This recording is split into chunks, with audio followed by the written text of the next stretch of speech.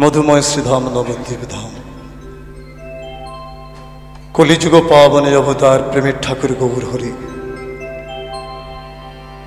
শিবাশির পুষ্পদানে স্বর্ণবর্ণ বেদিকা আলো করে বসে আছেন। ভক্তবৃন্দ চতুর্দিকে অবস্থান করছে। গৌর বদন পানে চেয়ে হরি বল হরি বল হরি বল হরি বল হরি বল বলে তারা জয়ধ্বনি করছে। প্রেমের ঠাকুর গৌর হরি এই পুষ্পদানে স্বর্ণবর্ণ বেদিকা মাধবী লতায় বেষ্টিত কুঞ্জ কুঞ্জ আলো করে বসেছিলেন। হঠাৎ পুরবীর ভাব হৃদয়ে জাগ্রত হওয়ার সাথে সাথে তিনি ভাবে বিভোর হয়েছেন। অন্ত কৃষ্ণ বহির গো যেই পড়ে মনে মনে গো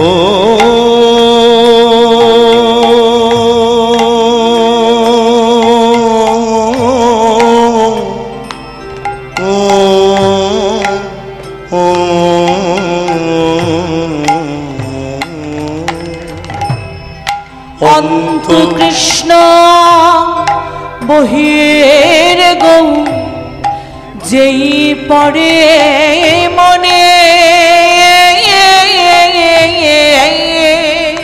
আপনয় আপনি গোড়া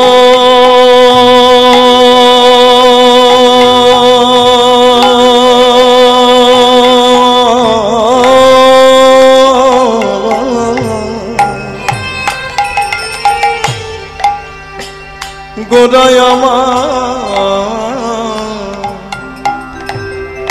ধরই চরণে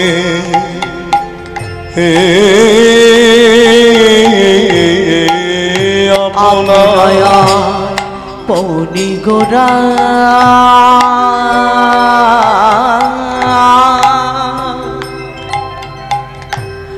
ধরই চরণে সাধিতে লাগিল সাধিতেই লাগিল সাধিতে লাগিল সাধিতেই লাগিল ওই নিজ চরণে ধরে গোরা সাধিতে লাগিল ওই নিজ চরণ ধরে গোরা সাধিতেই লাগিল আপনি করে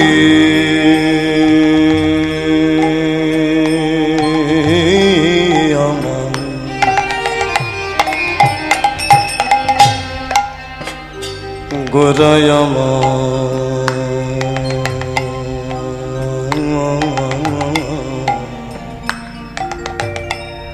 পালটি বসিল ও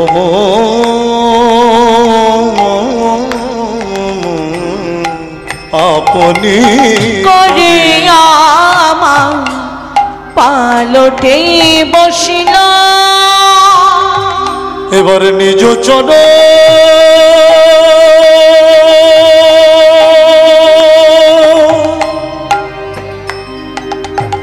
ধরি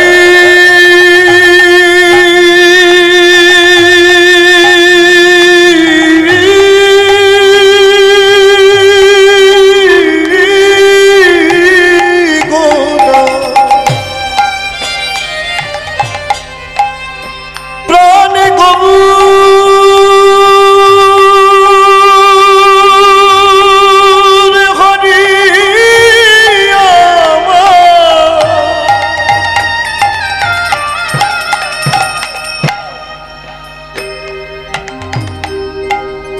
মধুময়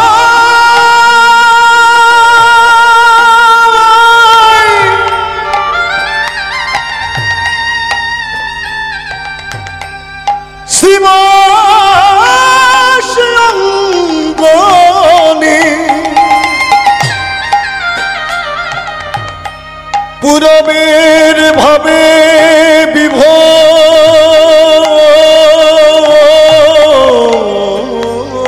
হয়ে আজ নিজ চরণ ধরি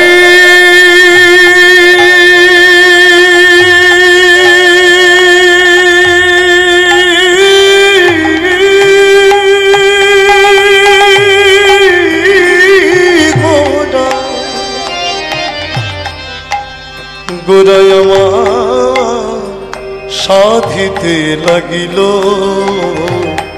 সাধিতে লাগিল। নিজ চরণ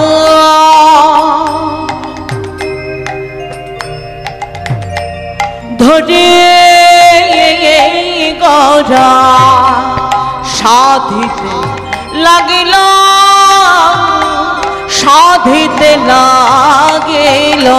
জয় রাধে দয়া কর বলে, দয়া কর বলে, রাধে দয়া কর বলে, দয়া কর বলে, চরণ ধরে নিজেই সাধে রাধে দয়া কর বলে, চরণ ধরে নিজেই সাধে রাধে দয়া কর বলে, চরণ ধরে নিজে সাধে রাধে দয়া কর বলে, চরণ ধরে নিজেই সাধে ভাবে নিধি প্রাণে গৌরী হরি, চরণ ধরে নিজেই সাধে ভাবে নিধি গৌরী হরি, চরণ ধরে নিজেই সাধে ভাবে প্রাণে গৌরী হরি, চরণ ধরে নিজেই সাধে নিধি প্রাণে গৌরী হরি, চরণ ধরে নিজেই জয় রাধে দয়া কর বলে।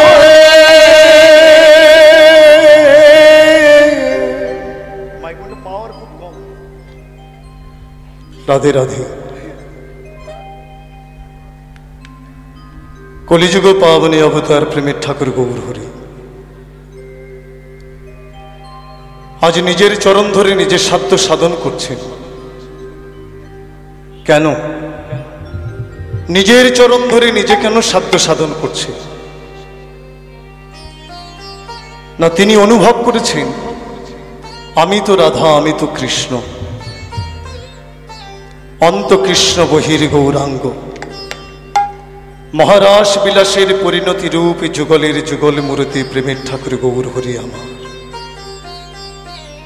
এই বাংলার মাটিতে এসেছে,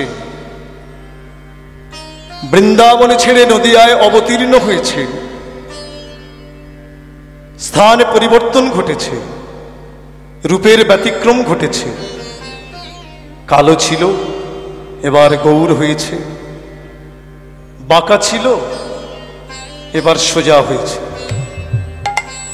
সবটাই পরিবর্তন, কিন্তু এখানে লীলার পরিবর্তন ঘটছে না। এই বাংলার মাটিতে অবতীর্ণ হয়ে পূরবের লীলা হৃদয় মাঝে স্ফুরিত করে তিনি ভোগ করছেন। রাধে রাধে। গৌরাঙ্গ স্বরূপটি কেমন? গৌরাঙ্গ স্বরূপটি হলো গোবিন্দের বাঞ্ছা পূর্তির স্বরূপ। গোবিন্দের অপূর্ণ বাঞ্ছা পূর্ণ হলো গৌরাঙ্গ রূপে। তাই যত যত অবতার এসেছে, গৌরাঙ্গ অবতার হলো গোবিন্দের প্রিয় অবতার। প্রিয়জন সেই হয় যে আমার যত বাসনাটা মিটিয়ে দিতে পারবে। তা গোবিন্দের অপূর্ণ বাঞ্ছা ব্রজলীলায় পূর্ণ হলো না, সেই অপূর্ণ বাঞ্ছা পূর্ণ হলো গৌরাঙ্গ স্বরূপে। তাই গোবিন্দের প্রিয় অবতার হলো গৌরাঙ্গ অবতার। পূর্ব ব্রজ বিলাসে সেই তিন অভিলাষে যতনে আস্বাদন না হইল, শ্রী রাধার ভাব হেবে করি অঙ্গীকার সেই তিনি বস্তু আস্বাদিল। ব্রজলীলায় ভগবান কৃষ্ণচন্দ্র রায় কিশোরীকে হৃদয়ে ধরে তিনি প্রেম নৃত্যে বিভোর ছিলেন। করুণাময়ী রাধারানীর রূপে নয়ন দিয়ে জগদীশ্বর শ্রী গোবিন্দ চিন্তা করছে, আমি তো নিত্য করুণাময়ী রাধারানীকে দর্শন করি, কিন্তু আজকের যে করুণাময়ী রাধারানীর মাধুর্য, ইতিপূর্বে এমন মাধুর্য আমি কখনো দর্শন করিনি। আজকে রাধারানীর একই মাধুর্য আমি দর্শন করছি। এই রায়কিশোরীর মাধুর্য দর্শন করে জগদীশ্বর শ্রী গোবিন্দের হৃদয়ে তিনটে বাঞ্ছা এসে জন্ম নিল। তিনটে বাঞ্ছা কি কি? শ্রী রাধার মহিমা কেমন, রাধারানী যে নয়নে আমাকে দর্শন করছে, আমি ভগবান, ভক্ত আমায় দর্শন করে সুখ পায়। আমার এই নয়নে আমি কেমন, আমি নিজেকে নিজে কখনো দর্শন করতে পারি না। তাই আমার বাসনা আমি এই নয়নে নিজেকে নিজে দর্শন করব। আর করুণাময়ী রাধারানী আমার মাধুর্য দর্শন করে হৃদয়ে যে প্রেম সুখ ভোগ করছে, এই প্রেম সুখটাকে আমি ভোগ করতে চাই। এই তিন বাঞ্ছার বশীভূত হয়ে ললিতা বিশাখাকে বললেন, ললিতা ও বিশাখা, আজকের রাধারানীর মাধুর্য দর্শন করে আমার হৃদয়ে তিনটে বাঞ্ছা জন্ম নিয়েছে। ললিতা বিশাখা বললেন, বধূ কি কি বাঞ্ছা? বললেন, শ্রী রাধার মহিমা কেমন জানার বড় বাসনা। রাধারানী যে নয়নে আমাকে দর্শন করছেন, এই দর্শনের সুখটা কেমন আমি দর্শন করতে চাই আমার এই নয়নে নিজেকে। আর আমার মাধুর্য দর্শন করে হৃদয়ে যে প্রেম সুখ ভোগ করছে, এই প্রেম সুখটাকে ভোগ করতে চাই। ললিতা বিশাখা বললেন, বধূ এই তিনটে বাঞ্ছা তোমার বিজাতীয় বাঞ্ছা। বলে, বিজাতীয় বাঞ্ছা কেমন? বধূ রসমাত্রে দুটো ভাগ আছে, একটা হচ্ছে আশ্রয়, একটা হচ্ছে বিষয়। রসটা যে পাত্রে তৈরি হয় সেই পাত্রটাকে বলা হয় আশ্রয়, আর তৈরি হয়ে যে পাত্রে গিয়ে পড়ে সেই পাত্রটা হচ্ছে বিষয়। যেমন এই জগতের পিতামাতা, পিতামাতা হলো আশ্রয়, বিষয় হলো পুত্র। কেন? পিতা মাতার হৃদয়ে যখন স্নেহ মমতা জাগে, গিয়ে পড়ে কোথায়? পুত্রের প্রতি। রাধে রাধে। তেমনি ভক্তি জগতে ভক্ত হলো আশ্রয়, বিষয় হলো ভগবান। ভক্তের হৃদয়ে যখন প্রেম ভক্তি উদ্দীপন হয়, গিয়ে পড়ে কোথায়? ভগবানের রাতুল চরণে। তেমনি বৃন্দাবনে করুণাময়ী রাধারানী সখীগণ, এরা হলো আশ্রয়, বিষয় হলো ভগবান শ্রী গোবিন্দ। ললিতা বিশাখা বলছে, বধূ এটা তোমার বিজাতীয় বাঞ্ছা। করুণাময়ী রাধারানী যে নয়নে তোমাকে দর্শন করে, যে প্রেমে তোমাকে ভালোবাসে, সে কেবল রাধারানীই জানে। এখানে তোমার তো জানার কথা নয়, কিন্তু আজকের তোমার বাসনা জেগেছে রাধার মহিমা জানবে। তুমি নিজেকে নিজে দর্শন করতে চাইছো। রাধারানী তোমার মাধুর্য দর্শন করে হৃদয়ে যে প্রেম সুখ ভোগ করছে, এই প্রেম সুখটাকে তুমি ভোগ করতে চাইছো। এ বাঞ্ছা তোমার পূর্ণ হবে না। জগদীশ্বর শ্রী গোবিন্দ বললেন, ললিতা বিশাখা, সত্যই কি আমার বাঞ্ছা পূর্ণ হবে না? কেমন করে হবে বধূ? পুত্র মায়ের গলা জড়াই ধরে বলছে, মা তুমি বলতে পারো তুমি আমাকে কত ভালোবাসো? বলো না মা। মা বলছে, খোকারে আমি যে তোকে কত ভালোবাসি তুই বুঝবি না।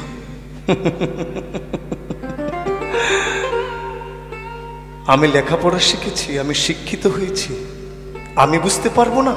তুমি বলো মা, নিশ্চয়ই বুঝবো। মা তখন বলছে, খোকারে আমি যে তোকে কত ভালোবাসি আমি তোকে বলে বোঝাতে পারবো না, তুই কেমন করে বুঝবি বল? তাই বধূ, মা যেমন পুত্রকে বলতে পারে না সে পুত্রকে কত ভালোবাসে, তেমনি করুণাময়ী রাধারানী তার যে মহিমা, সেই মহিমার কথা তোমাকে বলতে পারবে না। তাই এই বাঞ্ছাটা তোমার পূর্ণ হবে না। তাহলে দ্বিতীয় বাঞ্ছা, আমার এই নয়নে আমি নিজেকে নিজে দর্শন করতে চাই। বলে, এই বাঞ্ছাটাও পূর্ণ হবার নয়। কেন ললিতা? কেমন করে হবে বধূ? নিজেকে নিজে কি দর্শন করা যায়? তবে দর্শন হয় যদি কেউ বিশাল দর্পণের সম্মুখে দাঁড়িয়ে নিজেকে দর্শন করতে পারে, তার দর্শন হবে। তেমনি বধূ, তুমি নিজেকে নিজে দর্শন করতে পারবে যদি একটি স্থানে দাঁড়িয়ে নিজেকে নিজে দর্শন করতে চাও। ললিতা, সেই স্থানটি কোথায় বলো? কোন স্থানে আমাকে দাঁড়িয়ে দর্শন করতে হবে? কৃপা করে বলো। হে প্রাণনাথ, প্রাণ বল্লভ, যদি তুমি রাধারানীর চরণ দর্পণের সম্মুখে দাঁড়িয়ে একবার রাধে রাধে বলে নিজেকে দর্শন করতে পারো, তাহলে তোমার এই বাঞ্ছা পূর্ণ হবে। তৃতীয় বাঞ্ছা, রাধারানী আমার মাধুর্য দর্শন করে হৃদয়ে যে প্রেম সুখ ভোগ করছে, এই প্রেম সুখটাকে আমি ভোগ করতে চাই। রাধে রাধে। দেখুন, নিজেকে নিজে কখনো ভোগ করা যায় না। ভোগ করা কি যায় মা? রসগোল্লা রসের গামলায় ভেসে থাকে, রসগোল্লা জানে না রসগোল্লা কেমন। সে কি বলতে পারবে আমি কেমন? রসগোল্লাকে যারা আস্বাদন করে তারা বলতে পারে রসগোল্লা কেমন। আসার সময় দেখলাম কাটোয়ায় সুন্দর একটা মিষ্টির দোকান, গাড়িটা একপাশে রেখে মিষ্টির দোকানে ঢুকলাম। দেখলাম এক ভদ্রলোক, মনে হয় দুপুরে কিছু খাওয়া হয়নি, একটা প্লেটে করে 20-25টা সাদা সাদা গোল গোল কি যেন মুখের মধ্যে টপাটপ টপাটপ টপাটপ করে দিচ্ছে। আমি হ্যাংলার মতো চেয়ে রইলাম, থাকতে না পেরে এগিয়ে গিয়ে জিজ্ঞাসা করলাম, দাদা ভাই আপনি কি খাচ্ছেন? ভদ্রলোক রেগে গেছে। রাগটা হওয়াই স্বাভাবিক, কেউ যখন কিছু খায় তার সম্মুখে কেউ যদি হ্যাংলার মতো দাঁড়িয়ে প্যাট প্যাট করে চেয়ে থাকে রাগটা হবে না? ভদ্রলোক রেগে গিয়ে বলছেন, আমি রসগোল্লা খাচ্ছি। আমি ভিখারি কীর্তনিয়া, জীবনে কোনোদিন রসগোল্লা খাইনি, তাই জানার বাসনা জাগলো। ভদ্রলোক বললেন, রসগোল্লা খাচ্ছি, একবার জিজ্ঞাসা করে দেখি তো রসগোল্লা কেমন। ও দাদা ভাই, আপনি যে বললেন রসগোল্লা খাচ্ছি, একবার বলুন না রসগোল্লা কেমন। ভদ্রলোক আরো রেগে গেছে, আরে মশাই বারবার খাবার সময় আপনি বিরক্ত করছেন, রসগোল্লা কেমন রসগোল্লার কাছে গিয়ে জিজ্ঞাসা করুন না। আমি বোকার মতো এগিয়ে গিয়ে দেখলাম একটা গামলায় পরিপূর্ণ রস, রসের মধ্যে সাদা সাদা গোল গোল রসগোল্লা ভেসে আছে। আমি তখন মুখটি বাড়িয়ে বললাম, ও রসগোল্লা তুমি কেমন একবার বলো না। দোকানি ইতিপূর্বে আমাকে দেখেছে, জিজ্ঞাসা করলেন, আপনি রসগোল্লা খাননি? আগে না, দাঁড়ান দাঁড়ান। একটা শালপাতার ঠোঙাতে করে 2টো রসগোল্লা আমাকে দিলেন। আমি মালা স্পর্শ করে হা কৃষ্ণ গোবিন্দ বলে যখনই একটা বদনে দিলাম, গালটা না আমার রসে ভরে গেল। আমি তখন বললাম, ও রসগোল্লা তুমি এত সুন্দর, এত উপাদেয় খাদ্য। হে রসগোল্লা তুমি জানো না কত সুন্দর, কত উপাদেয় খাদ্য। তোমাকে যারা আস্বাদন করে তারা বলতে পারে তুমি কত সুন্দর, কত উপাদেয় খাদ্য। তেমনি রসের মূরতি রসগোল্লা স্বরূপ আমার শ্রী গোবিন্দ। সে জানে না সে কত সুন্দর, কত আস্বাদনের বস্তু। তাকে জানে কারা? যে রসিক ভক্ত দিবানিশি ভজন আসনে বসে নয়নের জল সার করে হা কৃষ্ণ প্রাণ কৃষ্ণ বলে কাঁদছে। সেই রসিক ভক্ত বলতে পারে রসের মূরতি রসগোল্লা আমার গোবিন্দ কেমন। ললিতা বিশাখা বললেন, বধূ নিজেকে নিজে ভোগ করা যায় না, তোমার এ বাঞ্ছা পূর্ণ হবে না। ললিতা, সত্যই কি আমার বাঞ্ছা পূর্ণ হবে না? হবে বধূ। কবে হবে জানো বধূ? পুত্র বিদেশে গেছে, মা ঘরে বসে বসে পুত্রের কথা চিন্তা করছে। আমার পুত্র তো বিদেশে পড়ে আছে, সময় মতো খাচ্ছে তো, ভালো আছে তো, সর্বদা মা ঘরে বসে বসে চিন্তা করছে। বহুত দিন পরে পুত্র বিদেশ থেকে ফিরে এসে মায়ের গলাটি জড়িয়ে ধরে বলছে, মা বলো তো, আমি যখনই বিদেশে ছিলাম আমার জন্য তোমার হৃদয়ে কি হচ্ছিল? মা তখন বলছে, খোকারে আমার যে কি হচ্ছিল তুই বুঝবি না। মা, আমি কি কোনোদিন বুঝতে পারবো না? মা বললেন, বুঝতে পারবি খোকা। কবে পারবো মা? যেদিন তুই পিতা হবি, সেই দিন বাৎসল্য প্রেমটা কেমন তুই অনুভব করতে পারবি। হে প্রাণনাথ প্রাণ গোবিন্দ, করুণাময়ী রাধারানী তোমার মাধুর্য দর্শন করে হৃদয়ে যে প্রেম সুখ ভোগ করছে, এই প্রেম সুখটাকে তুমি ভোগ করতে পারবে। কবে পারবো ললিতা? যেদিন তুমি রাধা হতে পারবে, সেই দিন তুমি ওই প্রেম সুখটাকে ভোগ করতে পারবে। এই কথা শ্রবণ করে জগদীশ্বর শ্রী গোবিন্দ আমার নয়নের জলে ভাসতে ভাসতে করুণাময়ী রাধারানীর চরণ প্রান্তে এসে বলছে, রাধে ওগো বৃন্দাবন বিলাসিনী, হে করুণাময়ী, আমি 3 যুগে ভগবান সেজেছি গো, আর আমি ভগবান সাজতে চাই না গো রাধে। ওগো কৃপাময়ী, কৃপা করে আমার এই ভগবত্বতাকে ঘুচায়ে একবার তুমি কাঙালের সাজে সাজিয়ে দিতে পারো রাধে। যদি তুমি আমাকে কাঙালের সাজে সাজিয়ে দাও, তোমার ওই প্রেম পশরা মাথায় নিয়ে ওই বাংলার মাটিতে অবতীর্ণ হয়ে আমি রাধে রাধে রাধে রাধে বলে পথে পথে কেঁদে বেড়াবো। করুণাময়ী রাধারানী বললেন, বধূ, কাঙাল সাজার বাসনা জেগেছে, তবে এসো আমার এই অন্তর মাঝে। অন্তর মাঝে লুকায়ে রাখলেন জগদীশ্বর শ্রী গোবিন্দকে। অন্তর মাঝে কেন রাখলেন? করুণাময়ী রাধারানী অনুভব করেছে আমার প্রাণনাথ প্রাণ বল্লভে বাংলার মাটিতে অবতীর্ণ হয়ে নাম প্রেমে মত্ত হয়ে ধুলায় আছাড় দিয়ে পড়বে। যে কোমল অঙ্গে চন্দন দিতে গেলে আমাদের কর কাঁপে, সেই কমল হতে অতি সুকমল অঙ্গে কত আঘাত লাগবে। এত আঘাতে এত ব্যথা কে সইবে?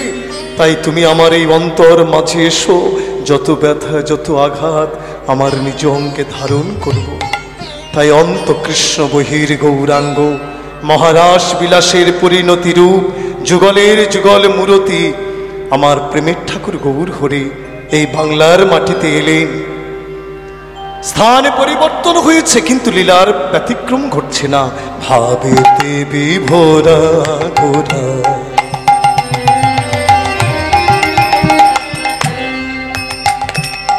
গোরাপুর বেরো ভাবে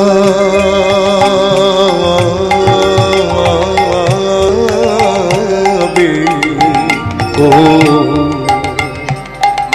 ভাবেতে বিভোরা গৌরা পুরবের ভাবে ভাবেতে বিভোরা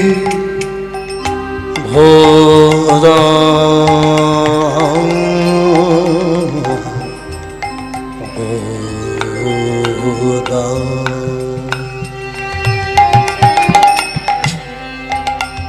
গোরাপুর বের ভাবে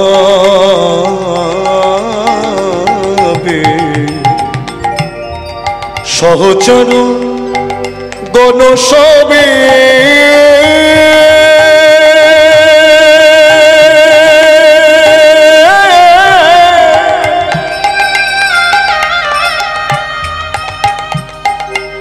ভাবে মনে মনে ভাবে মনে মনে সহচর গণ সবে ভাবে মনে মনে ভাবে মনে মনে তোরার ভাবে তো কিছুই বুঝিতে নারি তোরার ভাবে তো কিছুই বুঝিতে নারে তোরার ভাবে তো কিছুই বুঝিতে নারি ভাবে তো কিছুই বুঝিতে নারে না জানি কোনে ভাবে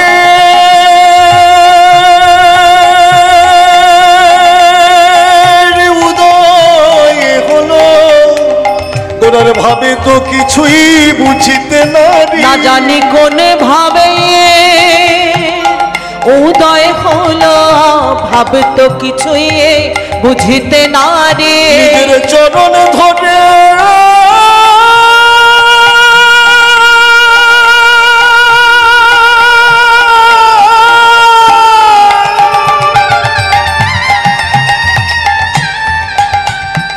নিজের চরণ ধরে নিজে সাধে গোরার ভাবে তো কিছুই বুঝিতে নারি নিজের চরণ ধরে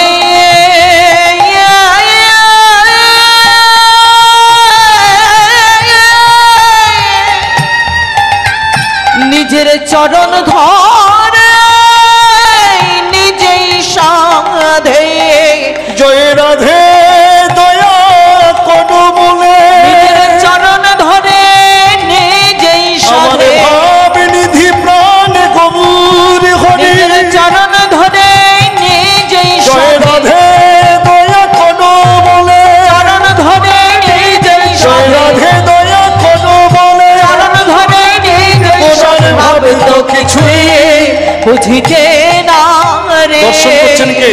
ভাগ্যবান পদকর্তা বাসুদেব ঘুষে দেখে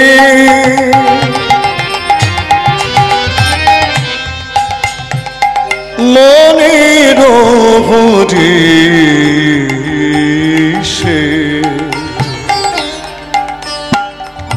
মানে ভাব গোরা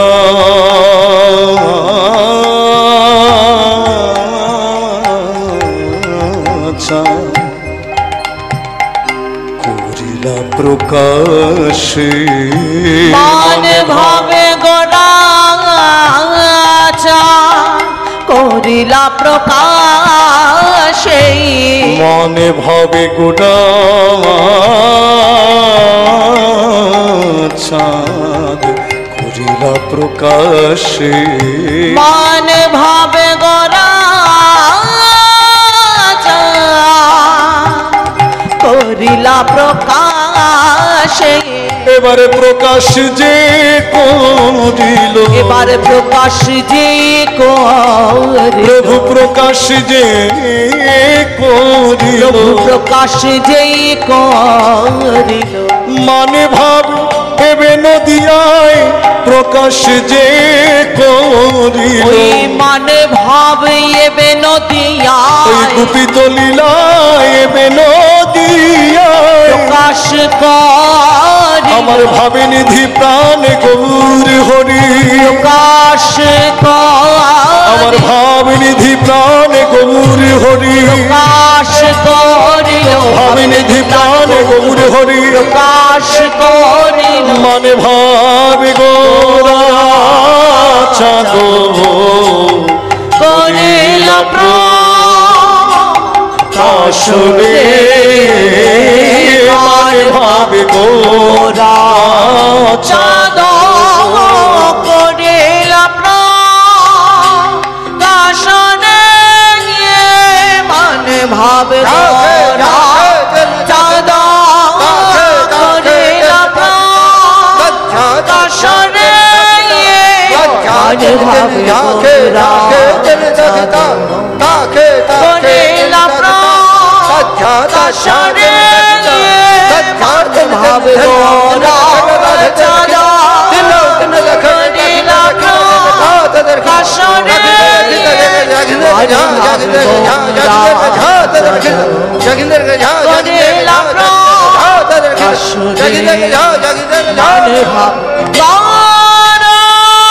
চাঁদ করিল প্রকাশনে ভাবে ভাবে গোরা ভাবে গোরা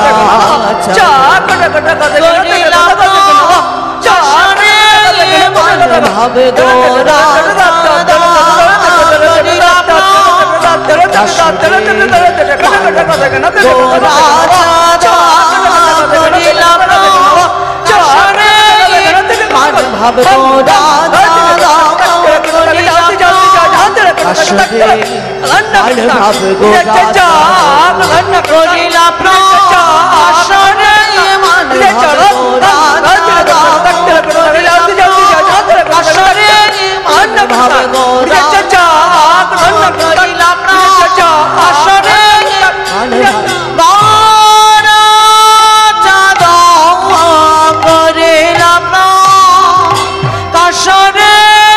মানে ভাবে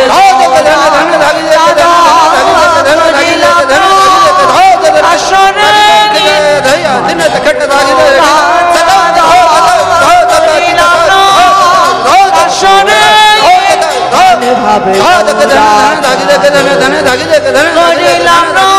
প্রকাশনে মানে ভাবে গোরা করিলা প্রকাশনে গোরা চাঁদ করিলা প্রকাশনে মানে ভাবে ভাবে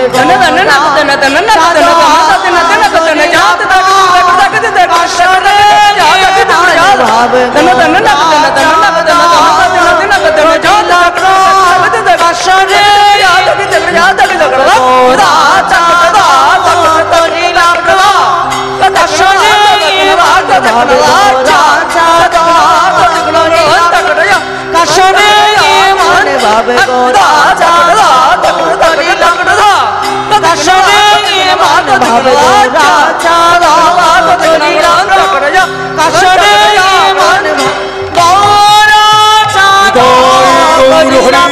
করিলাম কাশরে মান ভাবে গো রাজা করিলাম কাশরে মান ভাবে গো রাজা করিলাম কাশরে মান ভাবে গো রাজা করিলাম মন ভাবে গো রাজা তো করিলা প্রকাশ রে মন ভাবে গো